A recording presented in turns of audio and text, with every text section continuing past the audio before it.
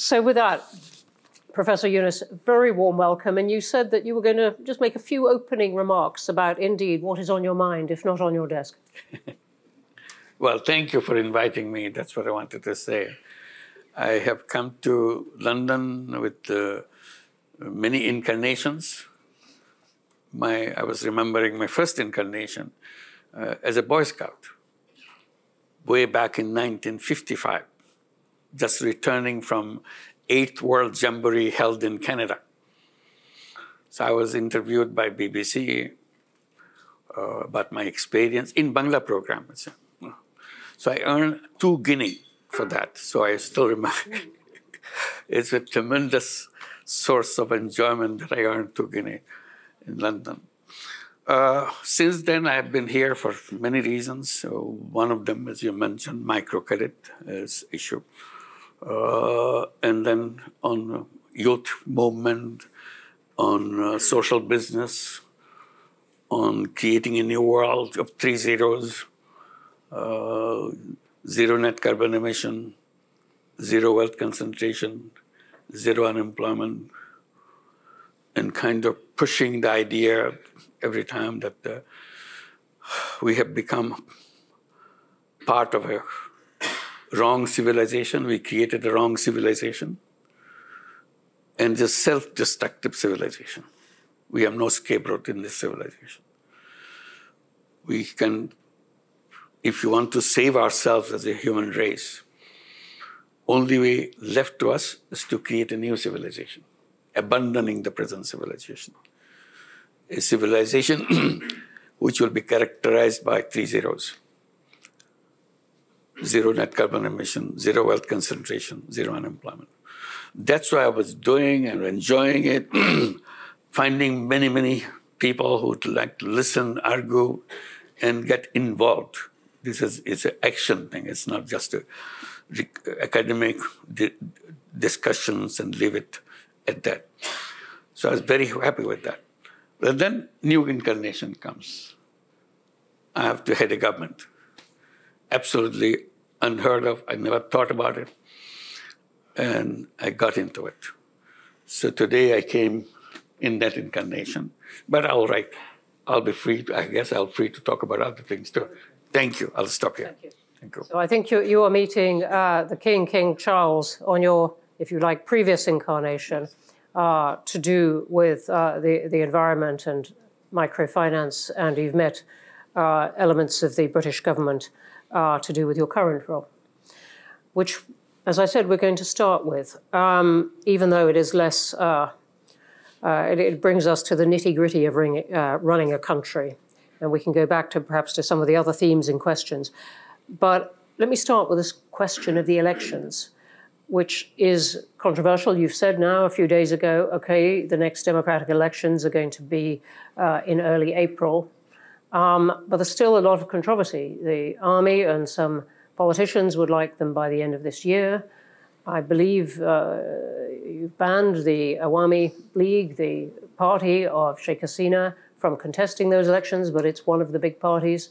So already a big chorus of people saying these elections are not going to be free and fair. What do you say to that? Well, I keep saying that we will have the most beautiful election we ever had in our history. And the time is right. People are ready. When you have an election after many, many years, after 17 years, you are having first time a real election. Excitement in the country that we will really go and cast our vote.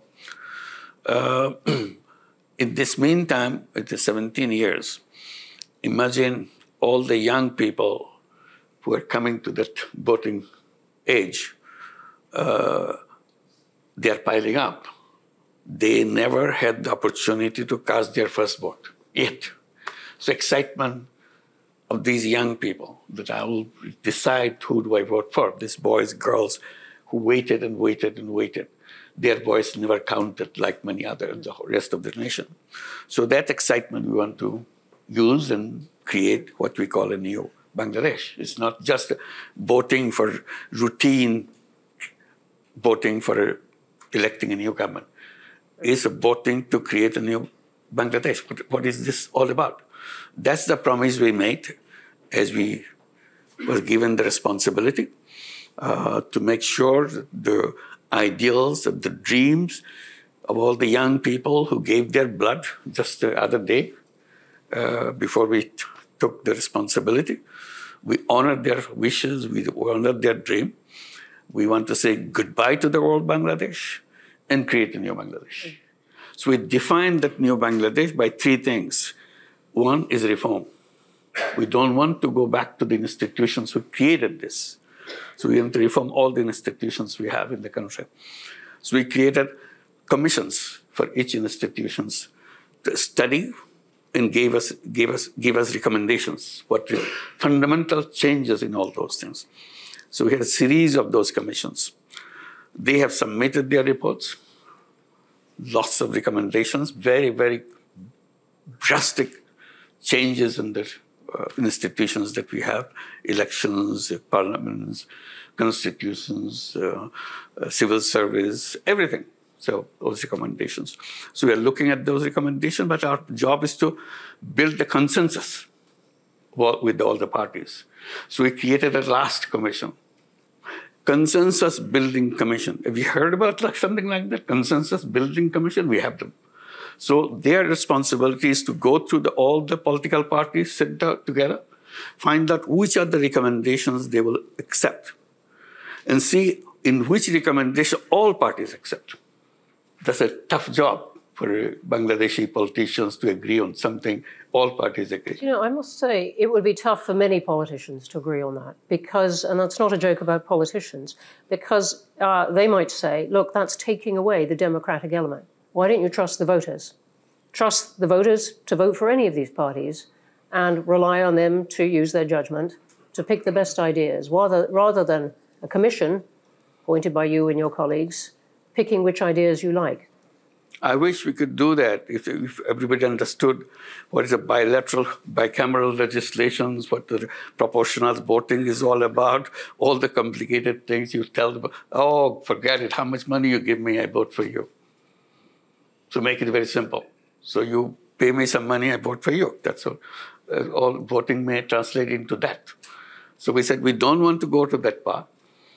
Public, all the voters can watch this debate. This is all debate. It's on the newspaper every day happen. So ultimate aim, to make it short, ultimate aim is to get all those recommendations where all the parties agree, put it in a separate piece of paper. This is where all the parties agree. And then we celebrate all the parties signed that agreement. We call it July Charter. And we are waiting for July to come next month. This charter will be presented to the nation, July Charter, and we celebrate. On this basis, now we'll have the election.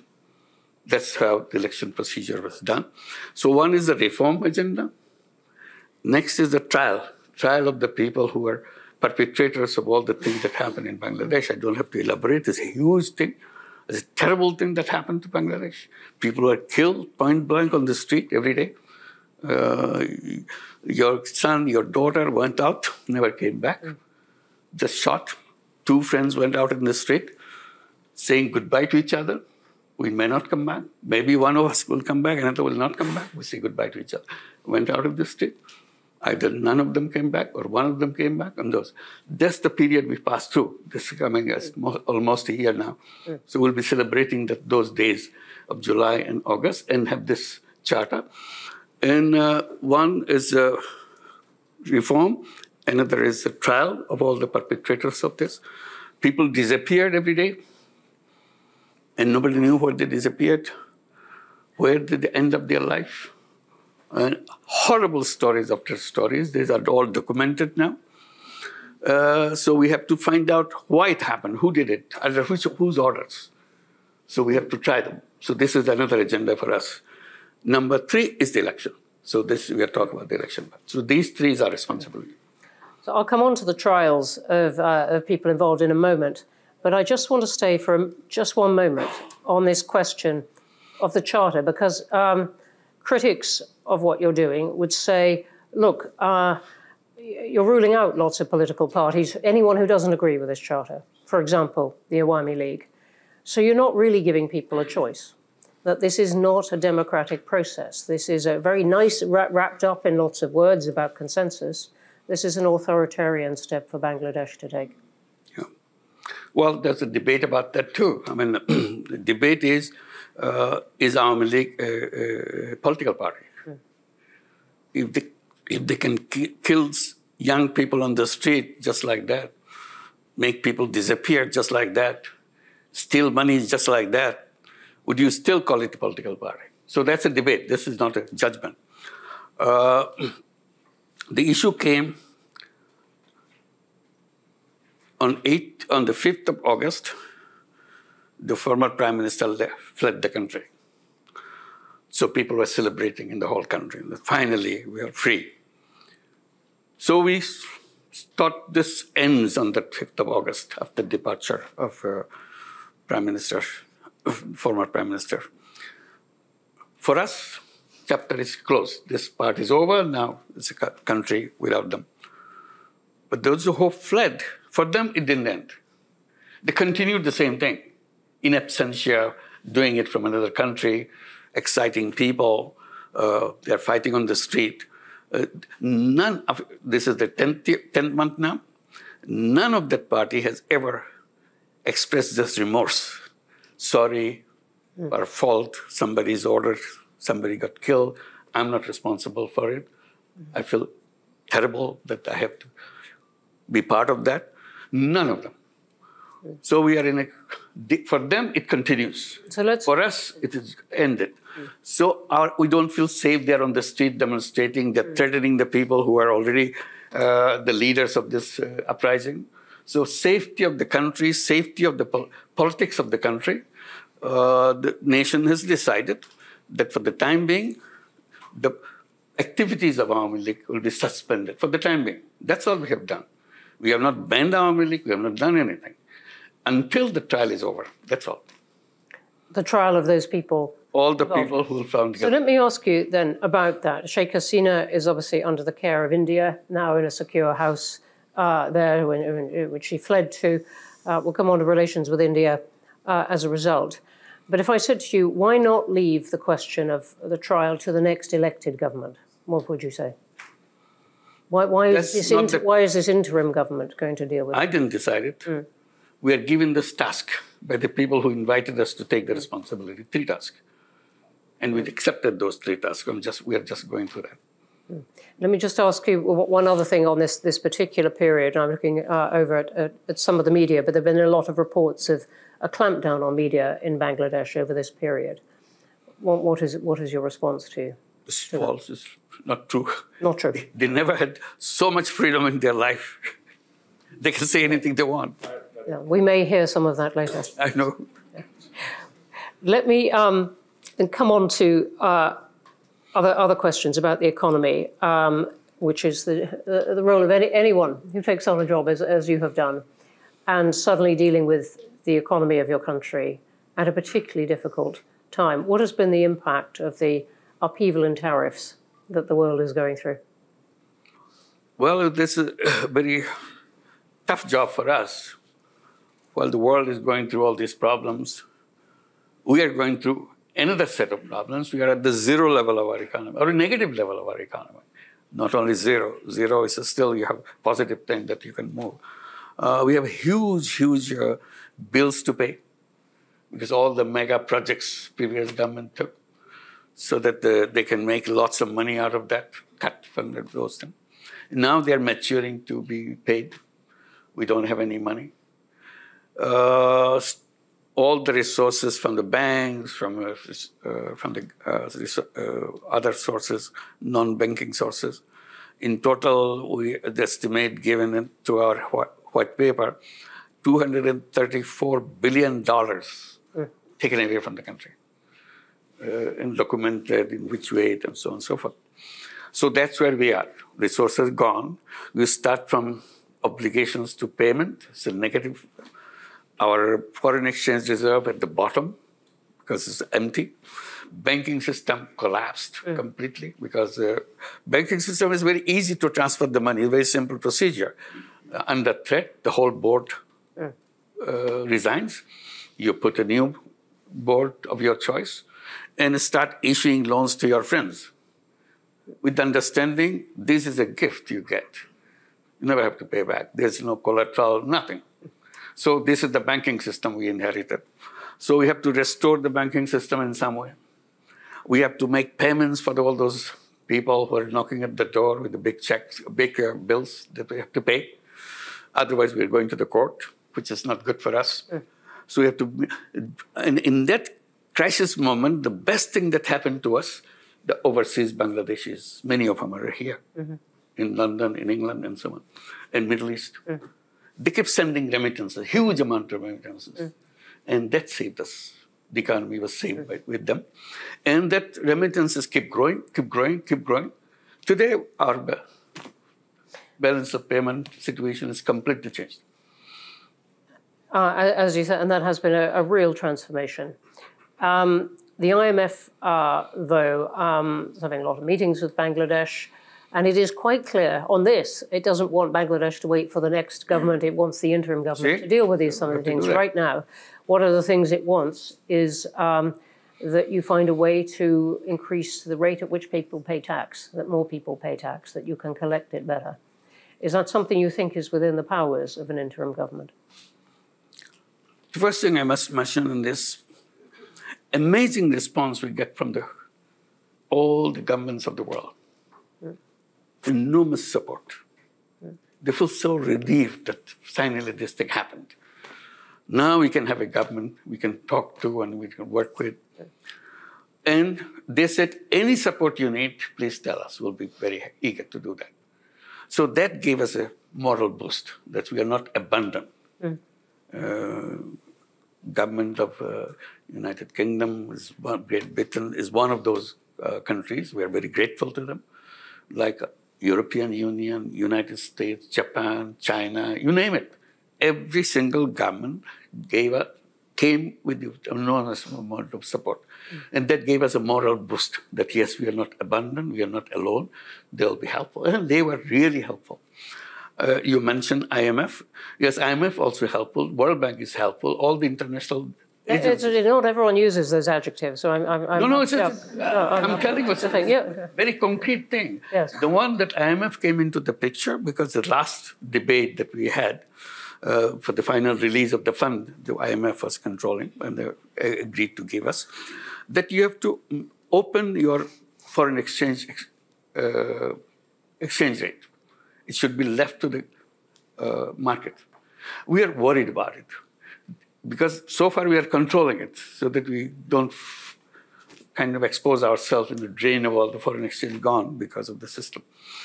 So opening this to the market is a real issue, a big decision for us, which we debated, and but the IMF said, no, nothing doing. Unless you do that, we are not releasing our funds. We tried to convince them and explain the danger of it and so on. They said, no, we understand. But we studied, I think you can handle it. So we started saying, are we able to handle this? Let's open it up. Finally say, if they see some positive thing, why aren't we seeing it? So I challenged them. They finally agreed that let's do that.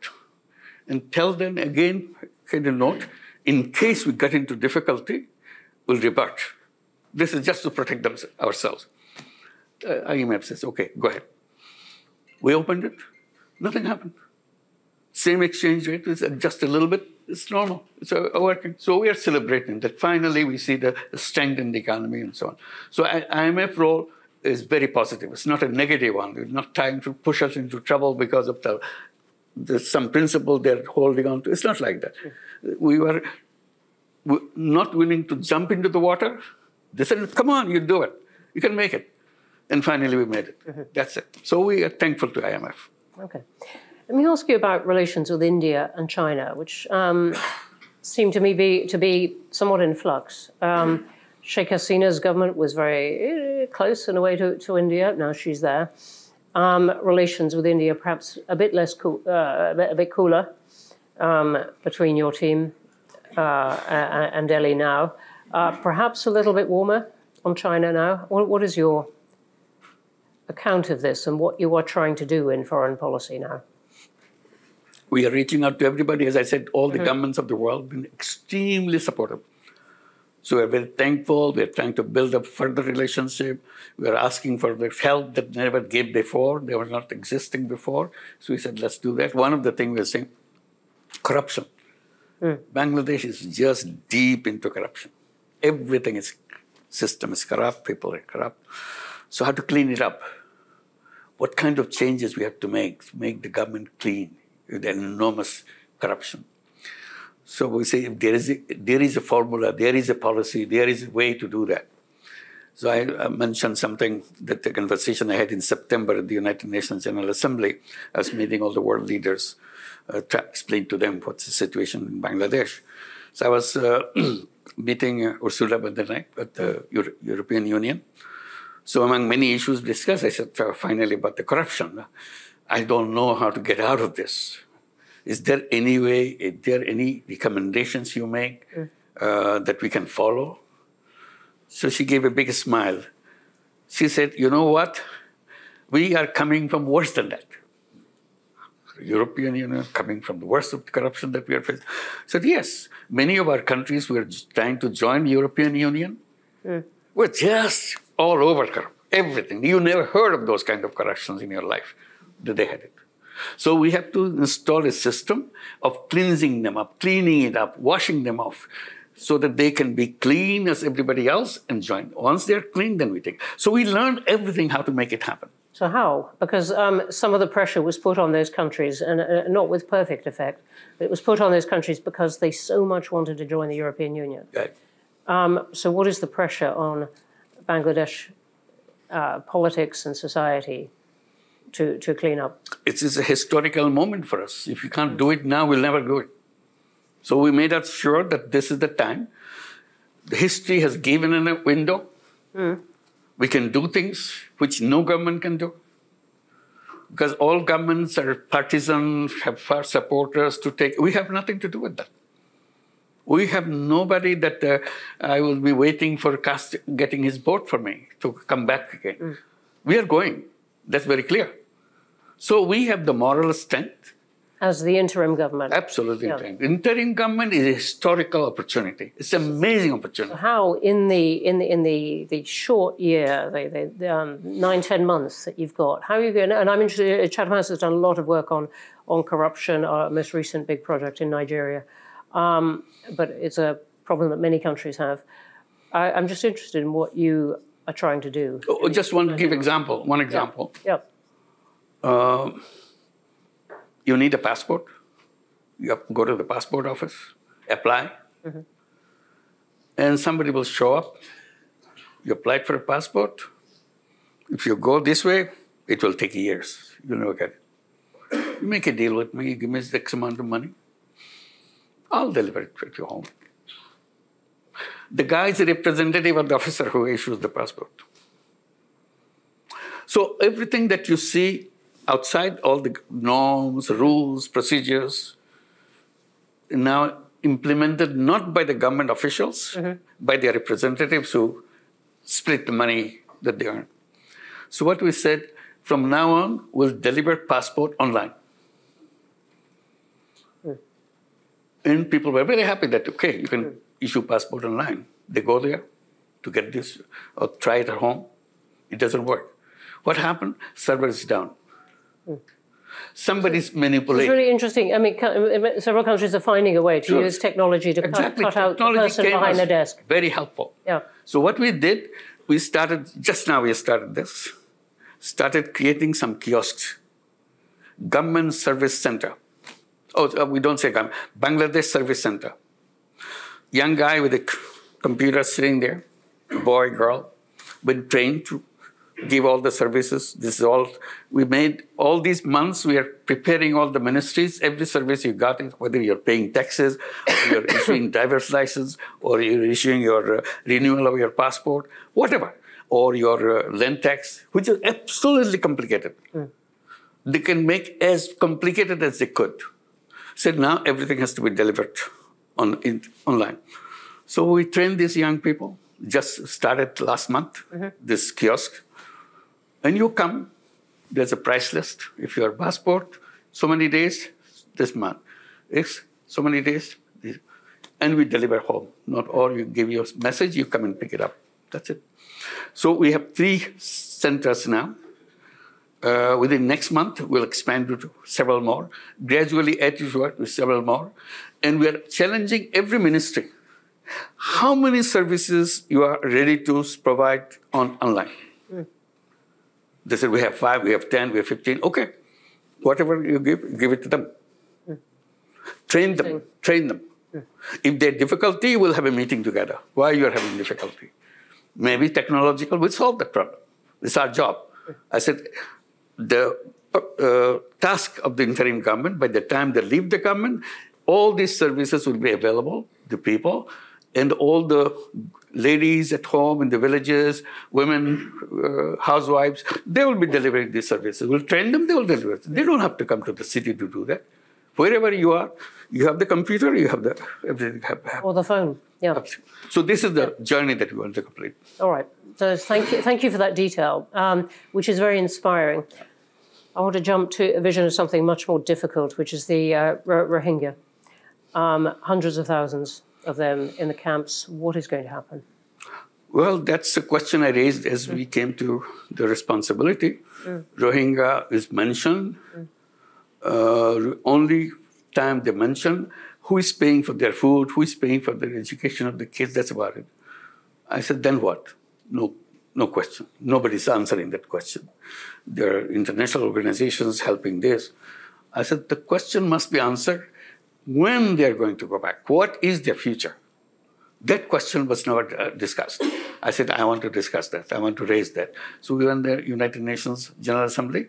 I had a special meeting of all the donor countries who were helping the Rohingya issue, and raised this issue. Do you have a map, road map, when they want to go back? Oh, no, we have not done that. I said, please do that. Because unless, even if it's a 10 years, 20 years now, have a date. And we know 1 year less now, another year gone, and we go there. So we are working very hard to make sure that we can repatriate those people to go back. In the meantime, we have problems. U.S. government stopped all the money. USAID money suddenly disappeared. And what used to be $12 a month per person for food, suddenly that $12 disappeared. Somebody said, okay, we can accommodate for 2 months for $6 a month. I said, okay, 6 months. Now it's $3 a month. What do you do with $3 a month for whole food for a family, for a person or something? So we're going through that process now. So organizing, again, going back to the world community, said, look, you asked us to host them. We are hosting them. But responsibility of maintaining them, you took yourself. So please don't create a problem. Who are you talking to in that? Who do you really have in your sights that you would like help from? There's a whole group of countries who are with us, who was connected with the Rohingya thing. We have meetings with them. Is the UK one of those? Of course, it's a very important one. Not only one of those. The UK is a very important supporter of the whole thing, even now, this crisis period. So we urge to have a global meeting of the Rohingyas on these issues and related issues in September this year at the United Nations. Have a separate UN General Assembly session on that, on the sideline of the General Assembly. Have that and discuss all these issues. This is one.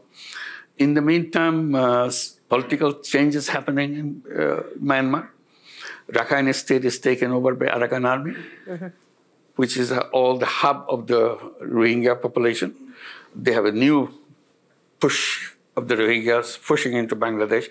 We started with 1.2 million Rohingyas. Now it's another 200,000 coming in from the other side because of the things are happening on the other side. So increase. And the most dangerous thing that I felt, and I started raising that, I said, when they came, Rohingyas came to Bangladesh, they came with their kids. They didn't leave their kids. Some of the 2-month-old, some of the 2 years old, some of the 5 years old. I said, 7 years are gone. The 5-year-old became 12-year-old, and so on. And each year, there are 35,000 children are born. So they are growing up too. So we have a whole new young generation coming up. And they have no hope. They don't know who they are, what they are supposed to be doing.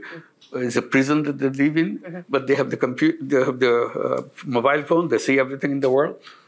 So they see, what is our future? I said, these will be very angry young people growing up. How their anger will be expressed, we don't know. Whichever way it will be expressed, it will be a big explosion, I can assure you right now. Please help us so that before that explosion point comes, we can take care of them, they're happy with their life, they're as creative, as talented, any of our kids. They are no different. But they are in a situation, they see the world outside on your mobile, we see their televisions everywhere, but they don't see their life. They're in a prison. And why they are in prison? They have stories to listen to their mothers, their father. No answer, why do we come back home? And that's a very important question to be answered for them. And your plan is still that eventually they go back home? That's the only way it can be solved. You're not going to integrate them into Bangladesh? It's impossible to do that. It's impossible. Why? It's already the people who live around the camps, very hostile. Very simple reason. You get everything free. And we are struggling to make a life. And then you take our jobs, you take our food, you take away things from us. Why didn't you go back to your country? Why are you interfering with our life? Those kind of things. Your children having a fun life, our children, no life. To them, it's a fun life because you're sitting there not playing games. It's a fun life. Our children is working hard, but no life. So that will spread. The moment you say that, you promise that they will go back. The government promised that they will go back, and they know that. Now, to say that they will stay with us, who are they? We are having difficulty now. You are putting them into us. No political government, no government will accept that. You've made the point very, very clearly. Let's go to questions. There are going to be a lot of them because there are a lot online, I can see already. Well, a lot of them. Hands up everywhere. Can I take the first opportunity? Who is speaking? Me. I'm going to go to the woman here in the front. Okay. And then we're going to go one at a time. I'm going to take a couple here. I will come to you. And I will get the people in the back as well. Thank you for the opportunity to question you. My name is Sami Akhtar and I'm a UK correspondent for the Daily Sangram Pratidin. So I have a question for you about your reformation agenda. You have said that for the freedom country or Bangladesh, new Bangladesh, you have to change some key pointers. Those are related to your reformation, which is reform. So now my question is to you that when you arrived at Dhaka airport on 8th of August 2024, you said that your main challenges is to bring all the people together. So whenever we see that the Bangladesh first President Bangabandhu Sheikh Mujibur Rahman's, his house was demolished by over the 6 hours by Dhaka City Corporation bulldozer. So there we have seen that the administration was silent. So on this basis, you have you have made division by separating particular persons or their supporters. So on this basis, we can say that how you plan for reform Bangladesh or make unity, accept them, and are you an only advisor for the other half, excluding them particular parties or the persons? Okay, thank you. Thank you very much indeed. There's a lot of questions. Yeah, simple answer is lots of questions, lots of issues, all came at the same time. We can handle everything right away. So it's a kind of a period that we have gone through. Things have calmed down, come to order. Now we are dealing with it. Bringing order to the nation was a big task for us because the police force that we got, yesterday they are shooting at the kids. And today, suddenly they said, okay, clear the road, get out. Who are you? They want to beat you up because you killed my brother, you killed my son, you killed my sister. And now you're telling me to do what to do. So they're afraid to go to the road. So we had a deadlock situation. We didn't know how to handle those kind of things. So it took time. And luckily, I can report you, that has come down now. People are accepting the police, all the people that we identified as the perpetrator of all the terrible things that happened to Bangladesh, taken out of the services, and they will be under trial. This is the trial become such an important thing.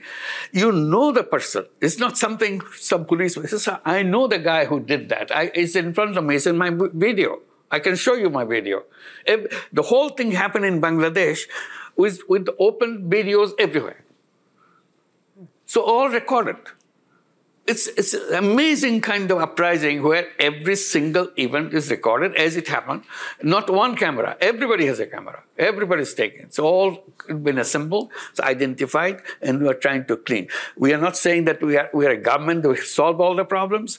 We are successes. We have now a police force which can bring law and order in the country and so on. So we are, and the unity of the political parties is a #1 goal for us. We have been sitting together. All this thing we're talking about creating a July charter. It's not an easy thing for all the parties to sit together and debate. But we're doing that. And I'm promising you here, and I hope I can deliver you in July. July is next month. That charter will be announced in the presence of all parties. That's the best unity you can get in any country after a revolution within a month, within a year. Okay. Thank you very much. The front row here, the man next to you. It is so packed. Thank you, Chair. Would you like to say who you are, please? My name is Bulbul Hassan. I work for Channel S Television. I've got a very precise question. People in Bangladesh, a significant number of people in Bangladesh, apparently disillusioned with the conventional political system.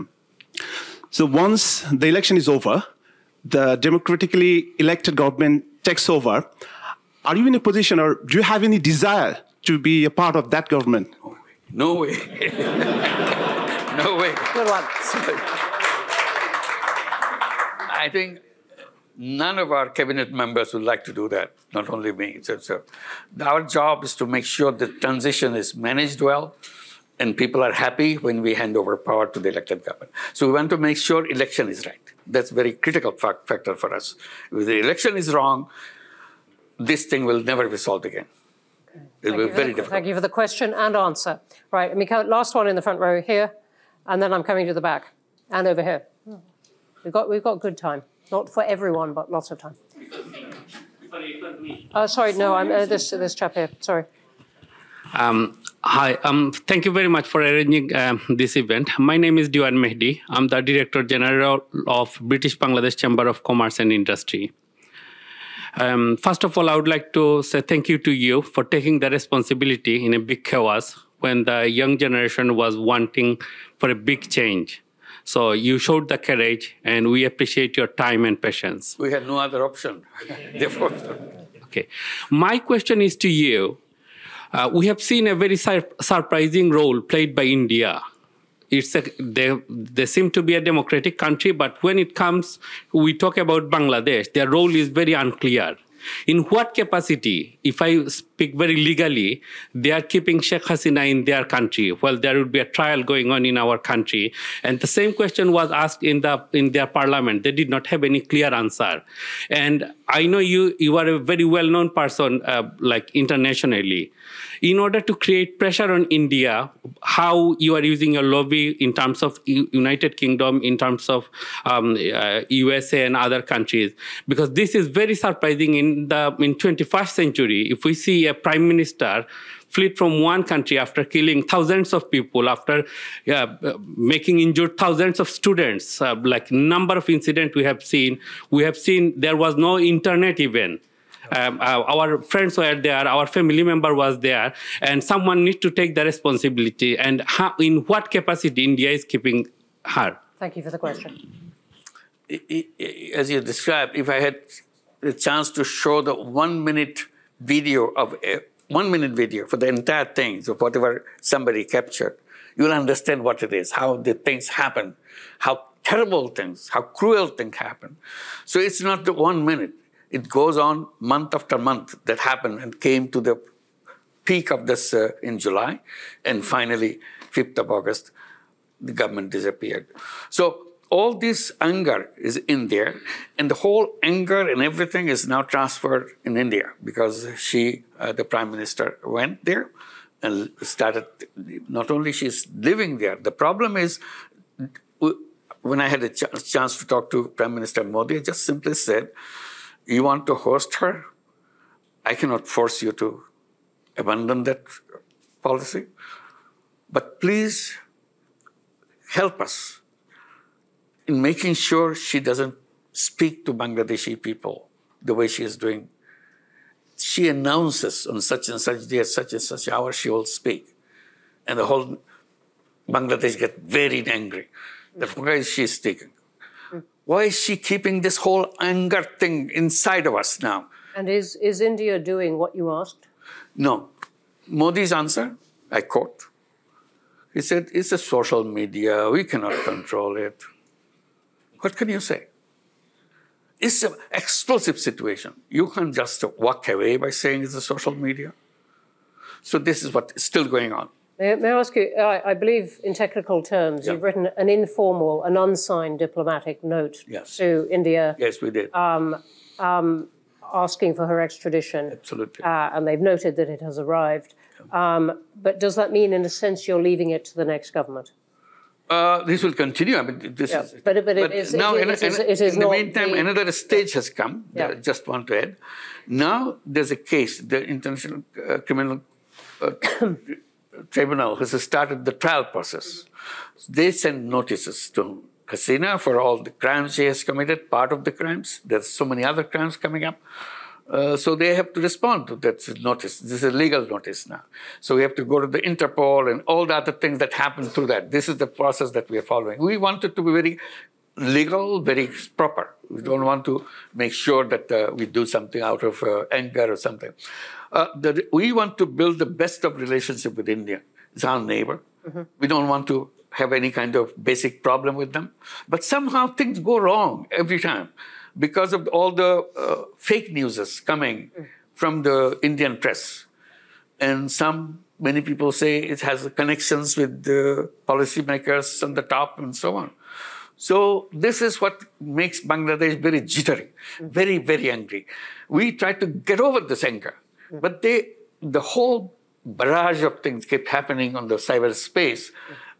We can't just get away from that. Even if I try to peaceful, suddenly they say something, do something, anger comes back. Okay. So this is our now big task to make sure that we can have at least a peaceful life to go on with our life, to create the life that we are dreaming about. Okay, thank you. I'm going to take two now. You've been very energetic, right by the wall. Yep, you. And then I'm going to take the one who has been, yes, you, who is going like that. Right at the back. Yep, you. Pointing at your own head. Yep. Thank you, Professor Yunus. My name is Nazimuddin. I'm the chairman of Chattogram Samiti, UK. I was born just 2 miles away from your birthplace. Okay. So with that disclaimer, I wanted to ask a question to you. Will you seize this opportunity, this moment, to break free from fascist structure and system, and then allow the people to vote for the reforms that you are taking and embed that reform into a constitution, and through referendum, allow people to vote for it? As far as I'm aware, about 20,000 comments that I read on social media, 95% people support your reforms. We don't want to be hostage to political parties. Why don't you just go back directly to civic societies and the people and allow them to vote whether they would like to go ahead and change Bangladesh for the future and make it a real tiger for the world economy. Thank you. Okay. Thank you. I want to be clear. Are you asking for a vote on the charter? Absolutely. What I'm asking is that July charter, of course, will be a legally binding agreement. Yep. But in order to sustain that reform, it needs to be structurally built in within the Constitution. You'd like a vote on that? Yeah. Yeah, we heard about that, about having a kind of referendum on the issues that we have. there are so many complicated issues. The argument is referendum will be meaningless because most of the people don't even understand what you're voting for. So people will laugh at it, that it doesn't make any sense. So it's the politicians representing the people, all parties. They are involved in all these political issues and all the national issues, and they're supposed to understand, they're supposed to debate. If they have agreed together, all parties, that's what we are focusing on, all parties, then it's more real than giving it to a referendum of all the package. It's a big package. So this is what the path we took. Referendums have lots of problems with them, as many countries know, but... You must be referring to something, they're smiling. But it would answer the point, the challenge to you, that this charter is in some way not democratic. We can come back to that. Let me come to the, you who stood up. You've been very energetic. Chief Advisor, welcome to London. Thank you. On behalf of British Bangladeshi community, I'm Councillor Saifuddin Khalid. I'm also a practicing barrister, British Bangladeshi practicing barrister in London. I have two questions for you. How confident are you? Could you possibly have just one? It's very quick two questions. I'm not going to make a statement. How confident are you that the political and democratic organs will be well equipped to hold a general election, a credible election with level playing field by April 2026? We'll try our best. And secondly, British Bangladeshi community would like to have a meeting with you. Do you have a plan to meet British Bangladeshi community who are eagerly waiting to meet and have view exchange with you? Thank you, Chief Advisor. Thank you. Thank you very much for inviting. I wish we could, but our program makes such a packed program. We're rushing from one to the other. Thank you so much, but definitely we'll try to keep in touch. Thank you. We can take this as part of the meeting. I'm going to the woman in a white shirt there. Sorry, I can't quite see. Yes. Thank you. Hello. Professor, my name is Dr. Zoe Mandage, and I'm very, very interested in Bangladesh and especially the young generation, the generation which stood up for justice. And this is a role model for all of us. My question is that with the new technology such as AI, what can be done? What is in your policies and support you're giving to that 10 million student who rose in terms of, having a hope for future, getting a foot place in the market, in the global market for future and for jobs. And there are obviously countries around you that are running special AI programs.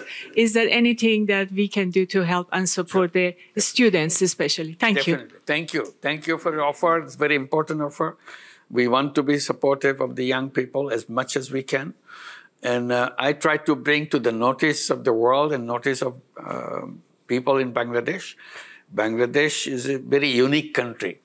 It's the 8th most populous country in the world. Don't forget that. It's a huge number of people in that country, 180 million people, in a very tiny space. The most important part of that is not about the density of the population, is about the age of the population. Half the population of that 180 million, 90 million people, is under the age of 26. And younger. So this is a unique feature of Bangladesh, where many countries getting older and older, they don't have people to work in these countries.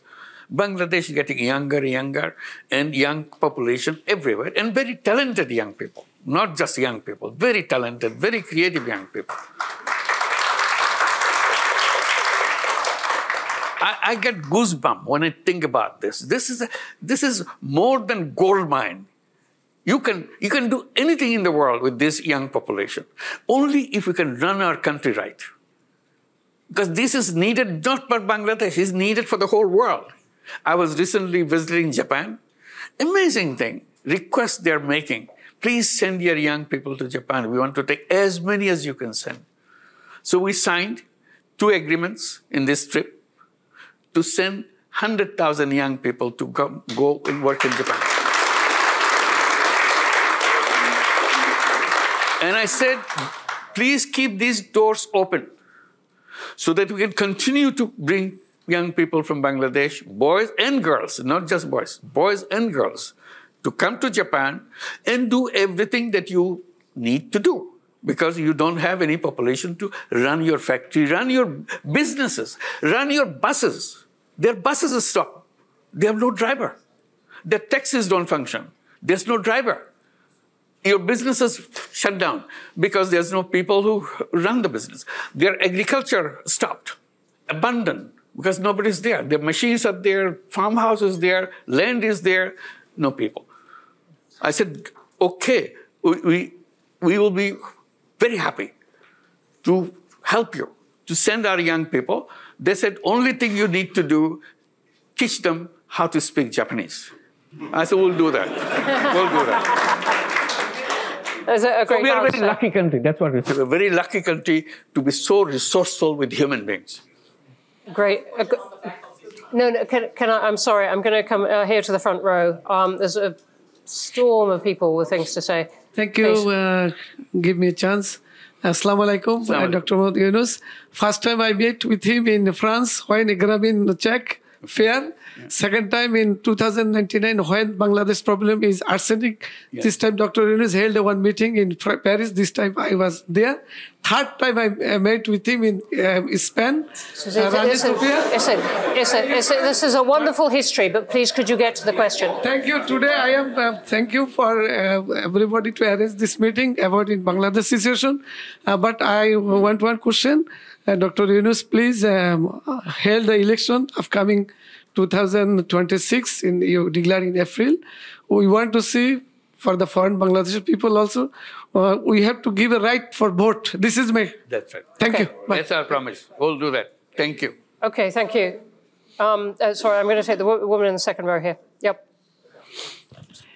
Thank you. My name is Halima Begum. I represent Oxfam, but mostly I'm here representing my mother, who cannot be here today, and it's an honor to be in this space with you today, Chief Advisor. My question is... Please give my salam to her. Thank you very much. She will be so pleased. The question really I have is, how much security can you offer to the protection of women's rights and gender? Because often when we see challenges around democracy, it's women who are then exposed. And as we know, the rollback of gender is quite a significant concern at the moment. Thank you. Thank you very much. There are not so many women in this audience here today, so thank you for the question. Very bold recommendations. Women are outspoken. There are many members in our cabinet, represent them, women cabinet members.